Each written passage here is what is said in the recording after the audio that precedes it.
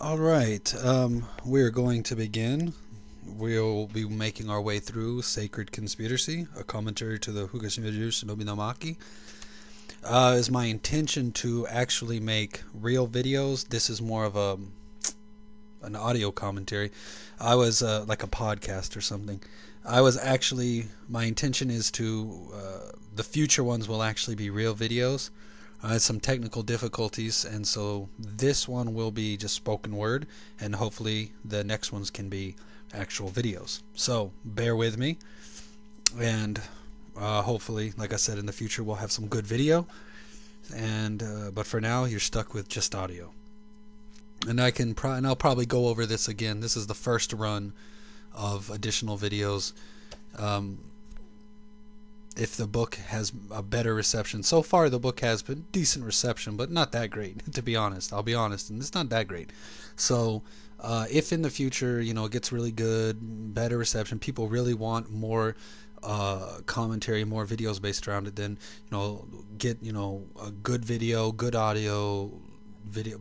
But for now, we're sticking with audio. And like I said, I may do videos, but I had some technical difficulties today, so we're sticking with video. So, all right. So in the beginning, the very first page, Sacred Conspiracy, commentary to the Hugashima Shinobi no Maki, by me. And flip the page. There's the copyright page. All right. Profound dedication. Even here, the commentary will start even here. You have a dedication, and then you have a profound dedication. So as you can tell, the dedication is dedicated to worldly things, and then of course profound dedication is something otherworldly, beyond mundane. So in the profound dedication, you can see that all merit is generated to the enlightenment of all beings, and virtue is dedicated to the triple gem. So that's the profound dedication. In life, whenever you do something, even mundane task, on some level, everything is cumulative to a profound result or a mundane result. So even when you do a spiritual activity, it has sort of a profound result and a mundane result. So even your mundane activities have a profound result and a mundane result. This is why it's important, to be aware, mindful, critical thinker, because all of your actions, even here, just this first page that we're talking about dedication, we already have to say that all of your actions have both a profound result and a mundane result. So that's why there's two forms of dedication here. There's a profound dedication and a mundane dedication. So even when you say, for example, help somebody out, that has an immediate worldly result, but then there is a subtle effect on a larger scale. So for example, if you help somebody out and you do it with a good heart, and there's no sense of greed or no sense of anger that you had to help them, if you do it with a proper mind, your motivation is good, you're very positive thinking, the immediate result is that you've helped that person with that immediate reality, but overall your mind has that much more virtue in it, right? And then that person also, because they've been helped, they now have a little bit more faith in humanity, a little bit more relief, etc., etc., etc. So even simple things which don't appear to have any immediate profound spiritual meaning have a profound spiritual meaning, even if it's just a little bit that adds up over time, little bit. So that's why even here at this part of the book, right here, we're already talking about the profound and then the mundane. And then of course the ultimate irony is, even here I'm saying the profound dedication and then the sort of regular dedication. In the end, it's all the dedication, right? In the end, there is a combination between the mundane and the profound. So on one hand, they are two different things, but then at the same time, they're indistinguishable. So are they, now we entered into the four extremes. Are they the same? Are they different? Are they both? Are they neither? Or are they beyond those four extremes? So in reality, it's beyond the four extremes. But this, I even want to start from the very beginning. Even when you read this book, think about, what immediate effect it would have in your own mundane life and the mundane life for those around you. But what would be the profound effect in your life and the profound effect for those around you? One action, two results, right? Or two purposes. Sorry, two purposes. One action, two purposes. Benefit of self, benefit of other. Benefit of self mundane, benefit of self profound. Benefit of other mundane, benefit of other profound. So that's called two purposes, and it's two levels of the two purposes. The two purposes is a purpose of self, purpose of other, and then now we're talking about mundane and profound. So one action, four possibilities, four branches. So that's, of course, something to even think about here, even at the very beginning of the book. We're just talking about the dedications. And I'm already asking you to look at each action you take as branching off into four different aspects. And then, of course, there's not much more to say for what's written here. What's written is that. So, and then the next page is thanks, and thanks and acknowledgments. Thanks is more of a kind of personal, what is it? Like a personal from the heart. And acknowledgement is more of like a kind of social thing, right? So thank you is like, as you see, my deep thanks, right?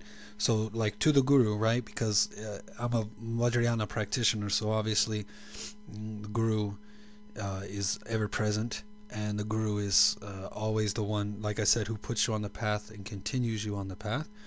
So for those people, that aren't Vajrayana practitioners and they don't necessarily have any kind of Guru, that might be kind of confusing.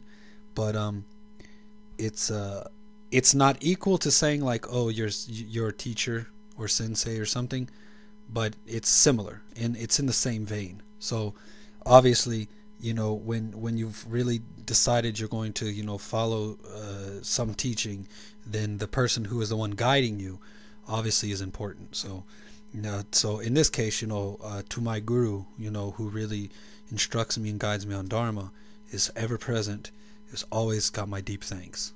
At any moment of any day, my Guru has my thanks, my deep, profound, deep thanks.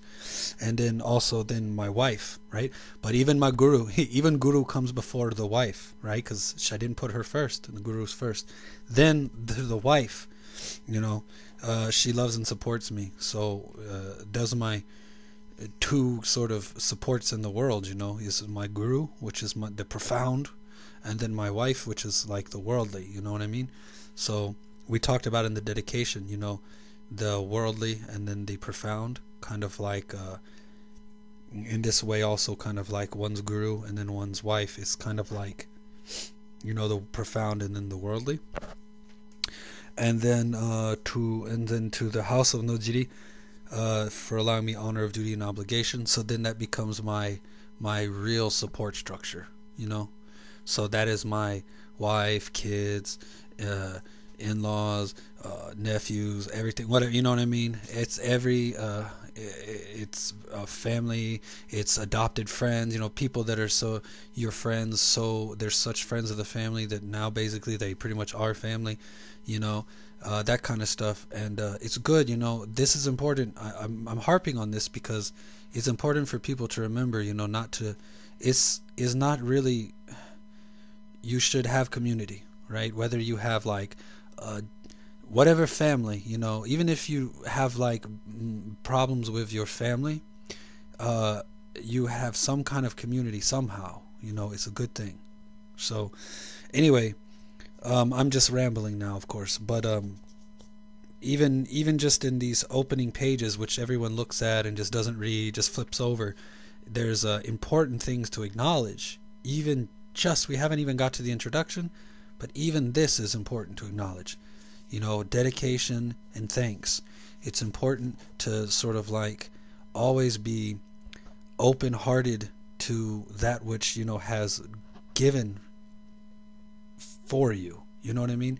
So we are not islands. We are not isolated entities. Everything we have and all the dynamics we exist within is because of the interdependence of us and the things around us.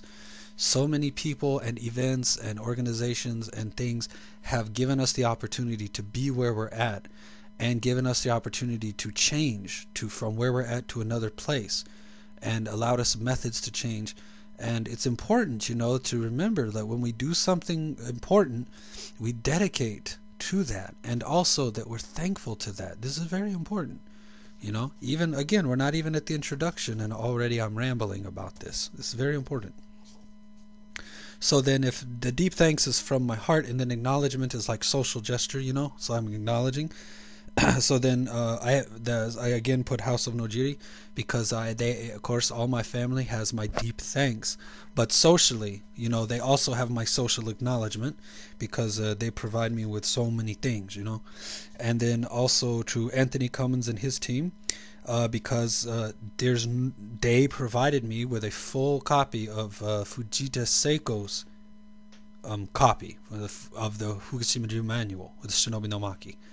So without them giving me that full copy, I would not have a full copy. So I now have a full copy of the Shinobi no Maki and the annotations, and they are the copy that Fujita Seiko transcribed. Fujita Seiko, there's one of the originals, and then Fujita Seiko hand copied that, and then they were able to give me the full copy, right? So now I can actually do a commentary on the full Shinobi no Maki and the annotations, because now I have I have all of it. I have from start to finish everything, and so that's why I acknowledge Anthony Cummins and his team. Any and all politics aside, whatever you may or may not think about Anthony Cummins is valid. That's your thinking, but in this particular case, he said that if he ever got a copy, he would give it to me, and he did. So he lived up to his word. And that's what on the next page, when we're talking about the introduction, is you can just read it. I'm humbled and honored to have this opportunity to present this commentary, and I am truly, because it's like I've been wanting to share some Fukushima-ru with everybody. But the problem is just not having the full text, not having, from start to finish. What can one really do when you need the whole thing to really discuss, So, yes, he only possessed hearsay and fragments of the manuals belonging to the tradition. So again, it's just not wise to discuss something so openly and so just freely if you've only got bits and pieces. It's best to wait until you have the whole picture, right?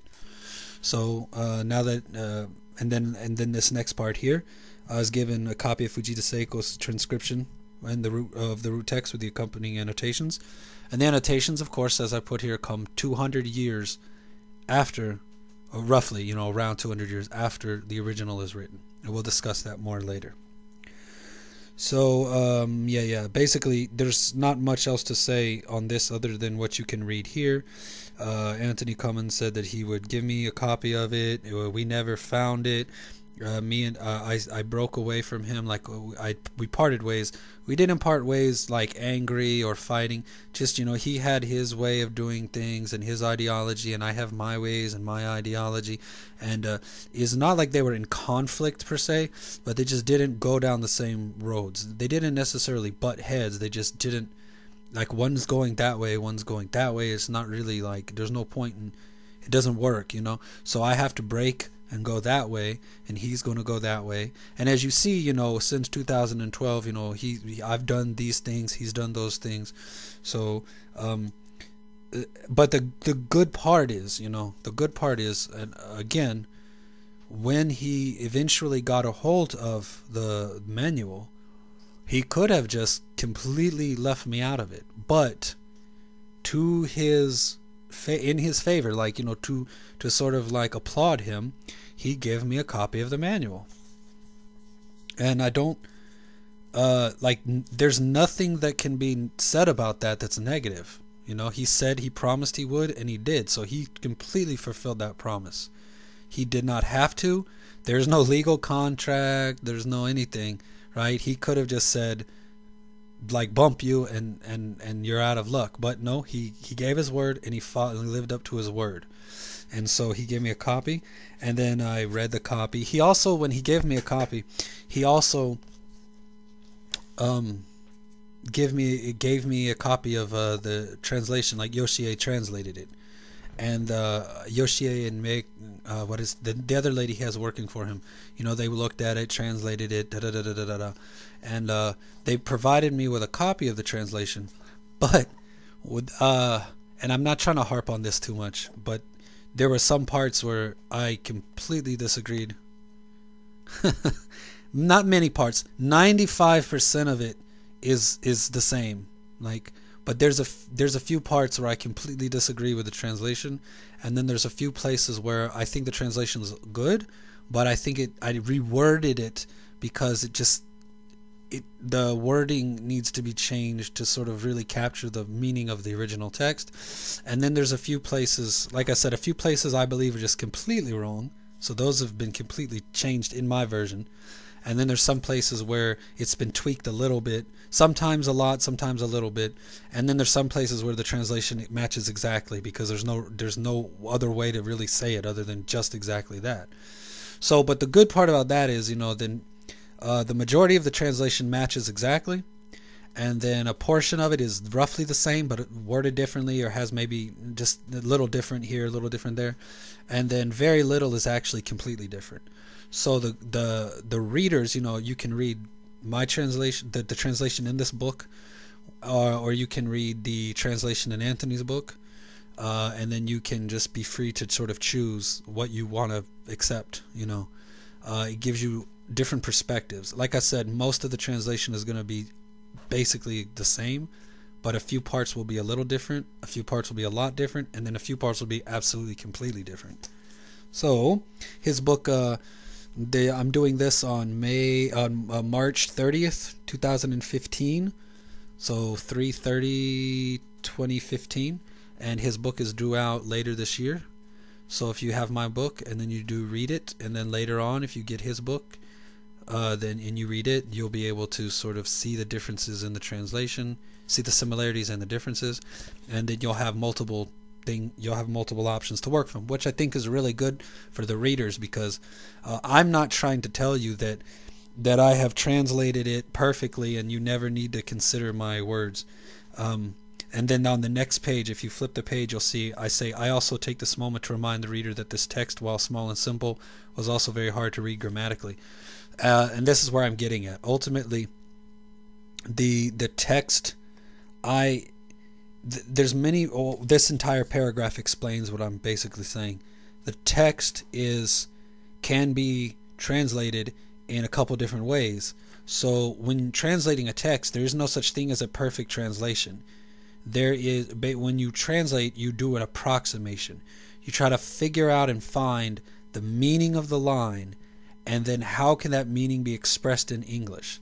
A literal translation is not always the best, and you'll see later in the book there's a part where I avoided a literal translation because a literal translation is far too confusing. So I went with an approximation, and then in my commentary I tried to fall back and explain a little better what it really is saying, but I just never really get to giving you a literal translation, because I don't believe in giving you a literal translation if the literal translation is not going to make any sense in English.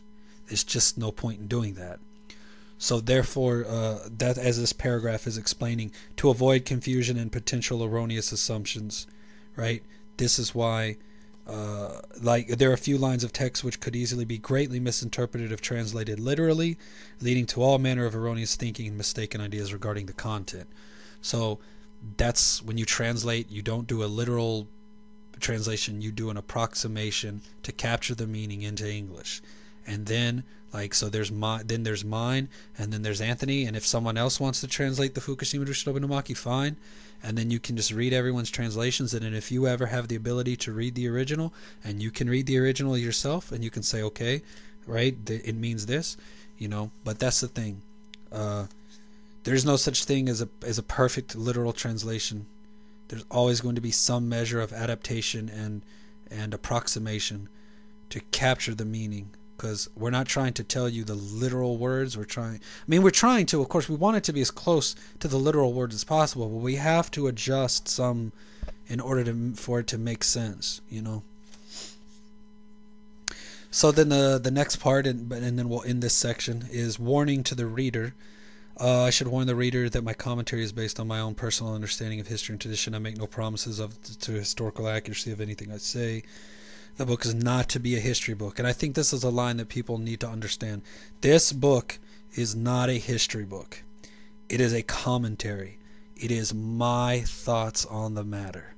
That's it. If you think that my thoughts are shit, then don't read the book. Because it's not a history book. This is Stephen Nojiri's commentary, which means any place where I'm wrong, the book is wrong. Any place where I'm over-exaggerating, perhaps, the book is over-exaggerating. You see what I'm saying? It is not a history book. It does not seek to be a clean academic masterpiece. It seeks to be exactly what it says it is. It is a commentary. Maybe some people are confused about what the word commentary means.